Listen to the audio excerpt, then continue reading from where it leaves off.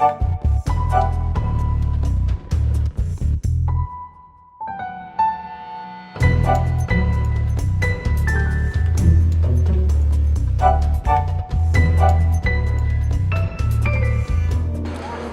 donc Rémi Pannequin.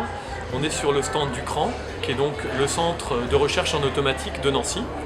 Ce laboratoire d'automatique, il est structuré autour de 3 départements. Le premier, contrôle, identification, diagnostic. Concrètement, c'est par exemple être capable de détecter des défauts, par exemple dans une centrale nucléaire, et être capable de réagir à ces défauts pour éviter que le système, entre guillemets, n'explose. Le second département, donc ingénierie des systèmes écotechniques, porte plus sur les applications de l'automatique, soit au système de production. Et le dernier département, donc santé, biologie, signaux, il intègre des biologistes avec des automaticiens pour arriver à proposer des solutions dans le domaine de la cancérologie ou dans le domaine de la neurologie.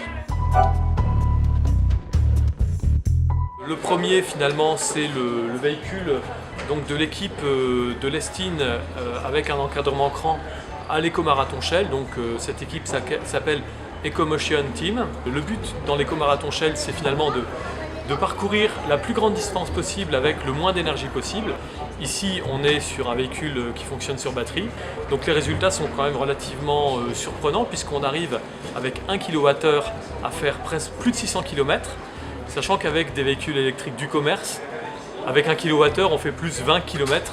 Alors on a un deuxième pôle qui porte surtout sur tout ce qui est objets communicants et matières communicantes. Finalement, on prend des objets de notre quotidien, des éléments, des produits alimentaires, une boîte d'œufs, un pot de crème, une boîte de jambon. Et donc vous allez prendre ces objets-là, vous allez les mettre sur votre plan de travail.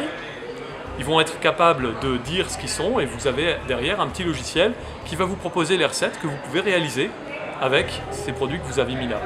Et donc un troisième aspect, c'est aussi donc ce robot-là, qui est capable de tenir debout en équilibre sur ses 2 roues. Donc ça, c'est plus pour illustrer la partie automatique au niveau théorique. On va finalement laisser des balises sur le terrain. Chaque balise va contenir une instruction, va tout droit, tourne à gauche, tourne à droite, fait demi-tour. Et donc on va pouvoir voir notre robot suivre une trajectoire qu'on a programmée en laissant ces balises. Interactivité pour arriver à plus d'éco, plus d'intelligence et plus d'économie.